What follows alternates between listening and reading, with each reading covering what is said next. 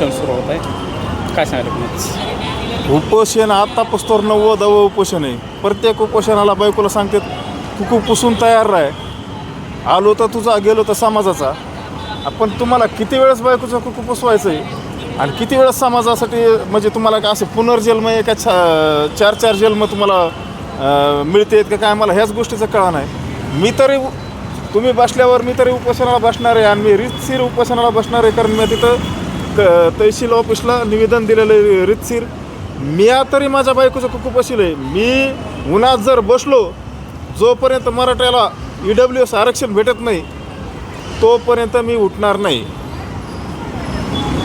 बीडच्या बसस्थानकमधून ह्याच्यामुळे बोलतोय, मी तर एकटाच आहे नाही. तर मला काही समाजातले कंटक मला म्हणतात की तू शेतातून बाईट देतो, ऊसातून बाईट देतो, तुझ्या दम नाही.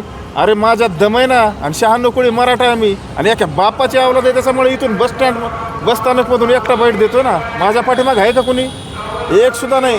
आणि तुमच्यात जर खरं तुम्ही जे माझ्यावर कमेंट करतात ना समाजातले काही कंटक, तुम्ही जर खरं एका बापाची अवलाद असतान तर तुम्ही तिथं मनोज जरांगेला जाऊन प्रश्न विचारा, तुमच्याकडं अचानक तुमच्या प्रॉपर्टीमध्ये वाढ कसं काय झाली? पांडुरंग तारकने 49 एकर जमीन कशी घेतली? गंगाधर काळकुटेने चंदननगरला 7 गुंठे जागा कशी घेतली? स्वप्नील तारकने 1.5 कोटीत 6 एकर जमीन घेतली कशी? संजय कटारेचा 5 कोटीचं जे समजा त्याच्या 7 बारेवर बोजा पडला होता ते तहसीलदारने माफ कसं काय केला? कारण सर्वसामान्यावर जर त्याचं ट्रॅक्टर धरलं त्याच्यावर सरकार NPD पोलीस हे कानून कायदा NPDचं त्याच्यावर गुन्हा टाकून 1 वर्ष त्याला आहे का NPD कायदे अंतर्गत 1 वर्ष जेलमध्ये टाकते. अरे मग संजय कटारेचा 5 कोटीचं जे बोजा पडला 7 बारेवर, ह्यांच्या वावरात जे वाळूचा स्टॉक होता त्याच्यावर बोजा पडला, तो माफ कसं काय होतोय? जेवढी चोट्टी टीम आहे ह्या चोट्ट्या टीमचा, माझा आणि मनोज जरांगेचा SIT चौकशी आणि नार्को टेस्ट होण्यात यावी. आणि जे अजय महाराज बारसकरने EDला ते पत्र दिलेलं आहे की निवेदन दिलं हे ह्यांच्या ह्या चोट्ट्या टीमची ED मार्फत चौकशी व्हावी प्रॉपर्टीची, ह्या सुद्धा प्रॉपर्टीच्या एका चौकशी यांची 100% व्हायला पाहिजे.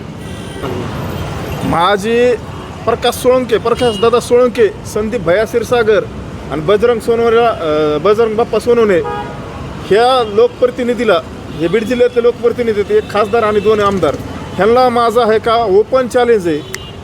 तुम्हाला आहे का इथून पुढं कधीच गुलाल लागणार नाही.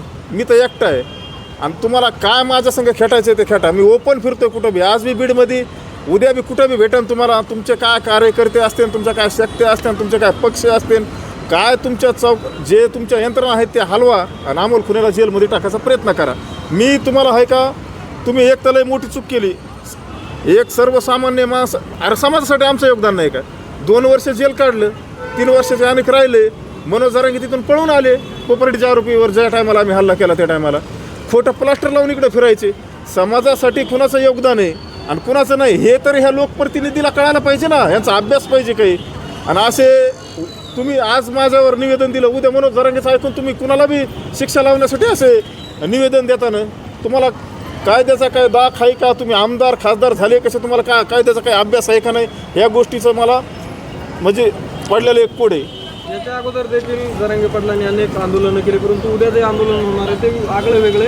ते म्हटलेले आहेत मी उन्हामध्ये बास टाकून आंदोलन करणार. मी बी एक शेतकरी, मी आहे का 24 उन्हाळा पावसाळा हिवाळा आम्हाला शेतीतले कामधंद्याची सवय. मनोज जरांगेला आहे का शेती 2च एकर आहे, खानदानी बाप दादाची प्रॉपर्टी, पण मनोज जरांगेने कधी काम नाही केलेलं. काम आम्ही केलेले आहेत. मी काय म्हणतो, त्यांच्यात जर खरं ते 96 कोळी मराठा असतील तर ते उन्हात आहे का बास टाकून आहे का आंदोलन करते ना. मी तरी आहे का 96 कोळी मराठा, मी आहे का बास टाकून जर बसलो तो जोपर्यंत मराठा समाजाला EWS आरक्षण भेटत नाही आणि या चोट्ट्या टीमची SIT चौकशी आणि नार्को टेस्ट होत नाही तोपर्यंत मी उठणार नाही. उठणार ना मी. ते बसले की मी बी बसणार ना उपोषणाला आणि तिथंच बसणार. या आंतरवालीमध्ये बसतील तर मी थोडा साईडला बसन आणि 100 मागणी माझी एवढीच राहणार. गंगाधर काळकुटे असन, आपलं पांडुरंग तारक, स्वप्नील तारक, भद्री तारक, दादा घाडगे, तो आपले सुदाम मुकणे, किशोर मरकड आणि पुन्हा संजय कटारे, हे जेवढी टीम असेल ही एवढ्या टीमची SIT चौकशी आणि नार्को टेस्ट होण्यात यावी आणि माझीसुद्धा होण्यात यावी. मी जर ह्यांची सुपारी घेतली असली तर ती शिक्षा भोगायला मी तयार आहे. आणि जर हे चोट्टी टीम ह्याच्यात गटली फक्त ह्याच चोट्या टीमला आहे का समाजाने आहे का दगडाने ठेसून आहे का ह्यांचं शिवाजी पुतळ्यापाशी आहे का छत्रपती शिवाजी महाराजाच्या पुतळ्यापाशी साड्या घालून ह्यांना आहे का ह्याची झेंडा काढण्यात यावी.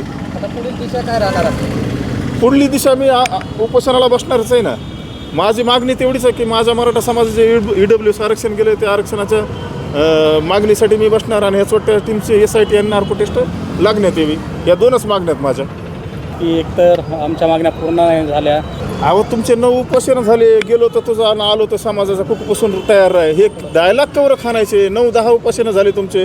आत्तापर्यंत तुमच्या हैदराबाद गॅजेटचं अंमलबजावणी झाली. 308 विसरपट्टी निघली फक्त किती 308. आणि मग समाज घुसन कसा? समाजाला ज्या आरक्षणात लाभ होता ते आज आरक्षण गेलं ना. एवढं सुंदर आरक्षण होतं. आज तरुण पिढीला कळन जून महिना लागल्यावर हे ते आरक्षणाचं महत्त्व काय आहे ते. कुणबी प्रमाणपत्राचा फायदा फक्त कोणाला झाला माहिती का? ज्यांना जिल्हा परिषद लढायची, पंचायत समिती लढायची, जे ग्रामपंचायत लढायची, नगरसेवक व्हायचे, अशा लोकांचा फायदा झाला. ह्यांनी पैसे देऊन खोटे कुणबी दाखले काढून एकाने एक तर क्रिचन आहे पुण्याला नगरसेवक काय झालं त्यांनी मराठा कुणबी सर्प तिकीट काढून नगरसेवक झाला आहे ते. मग हे आहे का पैसे देऊन आहे का? हे फक्त जे समजा मोठाले लोक त्यांना फक्त राजकारणासाठी ह्याने उपयोग केला ह्याचा. ह्याच्यात गोरगरीब सर्वसामान्य मराठ्याचा काहीही फायदा नाही, तीळ मात्र सुद्धा फायदा नाही.